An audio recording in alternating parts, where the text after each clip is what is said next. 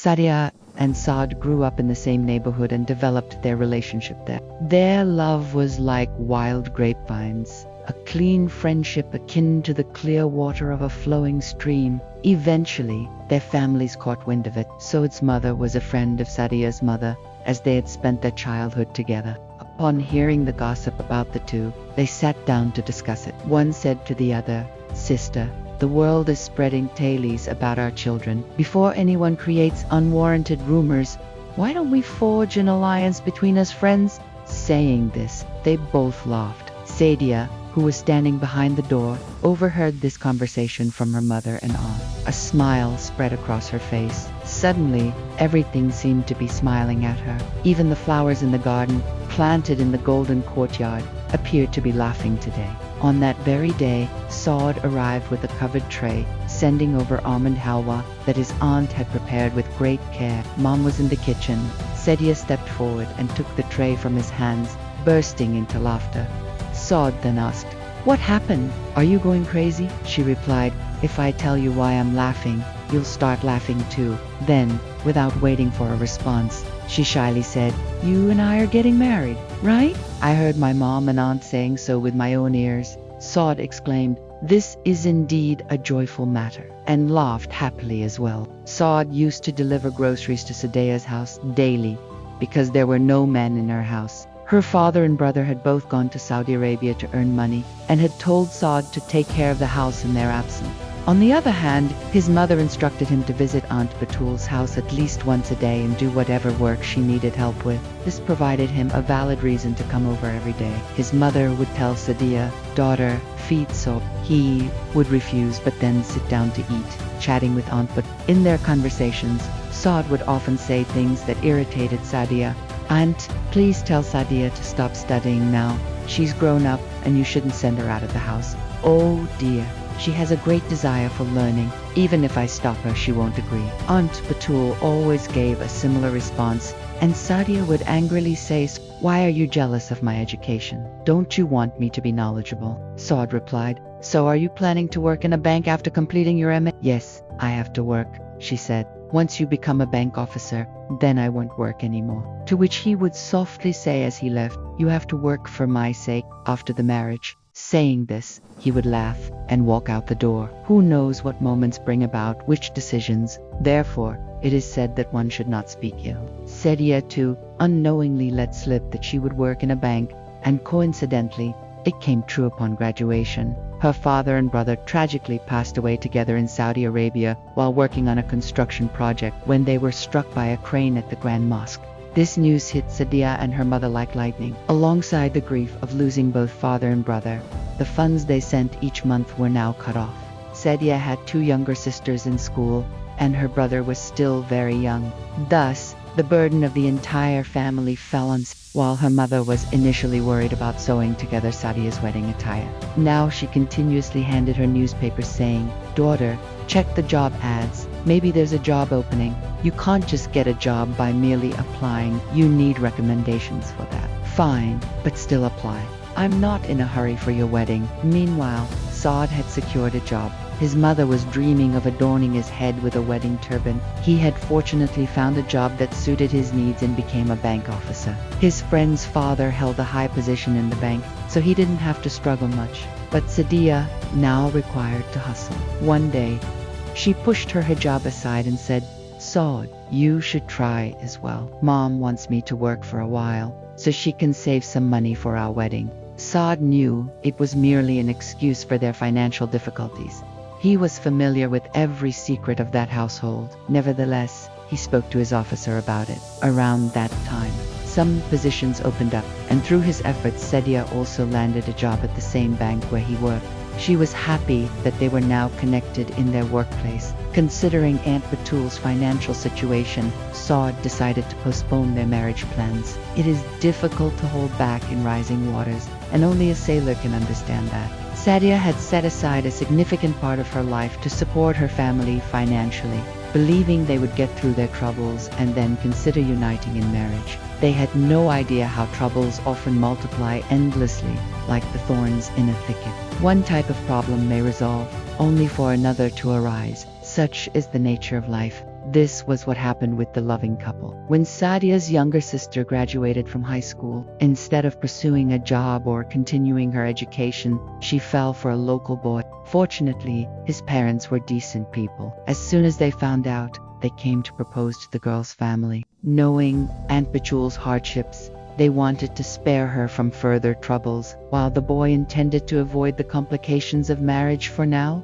However, sensing the impending danger, his parents tied them together in matrimonial bonds.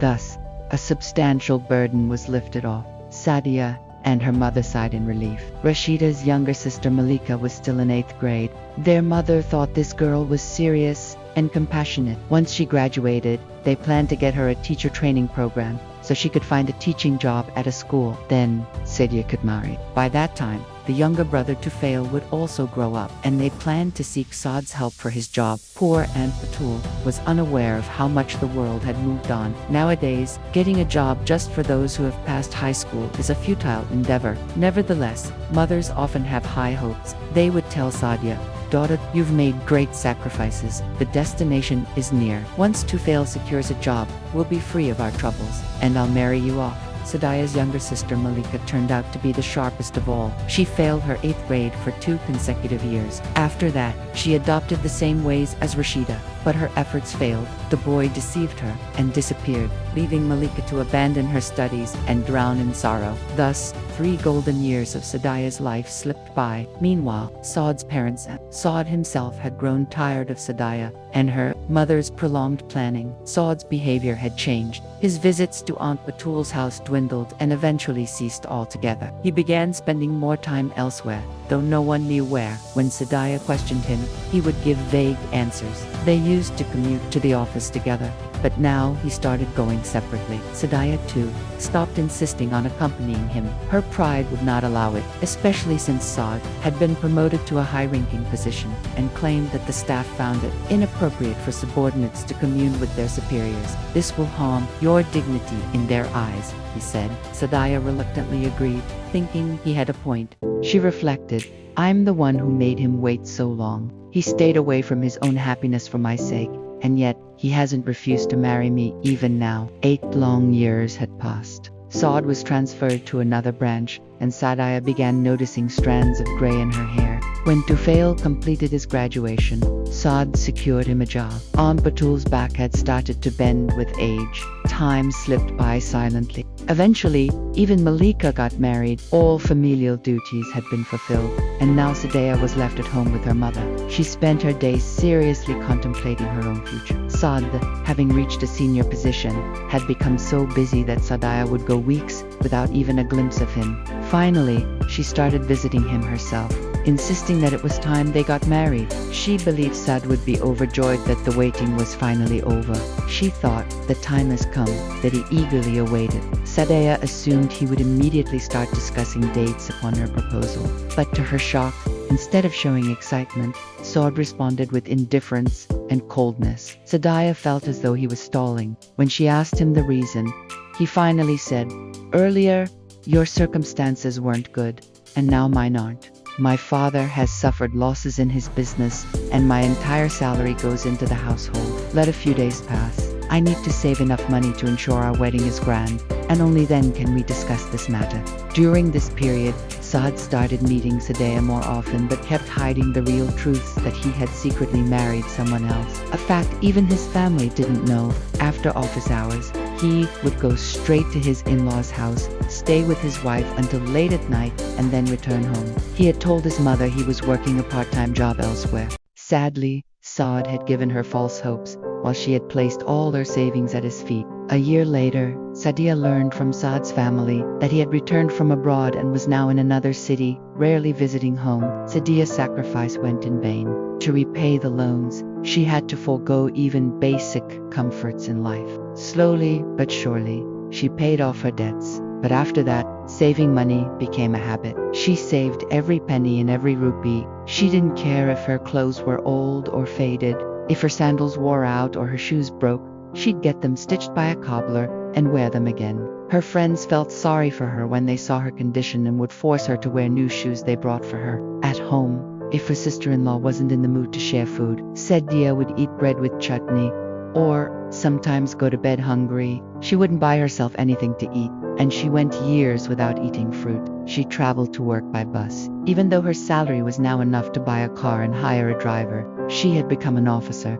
But when her mother asked her why she didn't spend on herself, Sadia finally revealed the truth. "Mother, I'm not crazy, miserly, or stingy. My colleagues laugh at my simple appearance, but I don't care. I just need to save a lot of money. Because I have to go abroad to join. I can't let myself fall short of money when the time comes." Over there, Calabatul also started pressing Saud's family for marriage. When the pressure from his family increased, Saud said to Sadi, "The thing is, I have a chance to go abroad, but I need some money for it. That's why I'm working a part-time job. If you help me, I'll complete the course quickly, return, and make you my bride to take you with me." Sadia trusted him blindly. She replied, "How much money do you need?" 5 lakh. At that time, 5 lakh was a substantial amount. Sadia was taken aback. After thinking for a while, she said, "Tufail has started his job. If I save my salary, I can collect this amount in 4 years. Can you wait until then?" "No, because I can wait for the opportunity, but the opportunity won't wait for me. I only have 6 months to pay the fee. Moreover, I need to show a bank balance to go abroad. Besides, if I find good opportunities abroad, I might resign from my job. But you could take a loan from the bank. I'll repay it later." "All right," Sadia said. "Take as much of a loan as you can get. The rest, take all my savings, along with my year's salary. I hope it will be enough to solve your problem." For a year, Sadia worked tirelessly, saving every penny. She even borrowed money from her brother-in-law and handed Saud 5 lakh. He was very surprised. He thought Sadia would go silent upon hearing such a large amount. Nevertheless, after taking the money, he disappeared for a few days. In reality, he had gone for 2 months of training funded by the bank. Upon returning, he got himself transferred to another city and left with his wife and children. While Sadia kept believing he was abroad,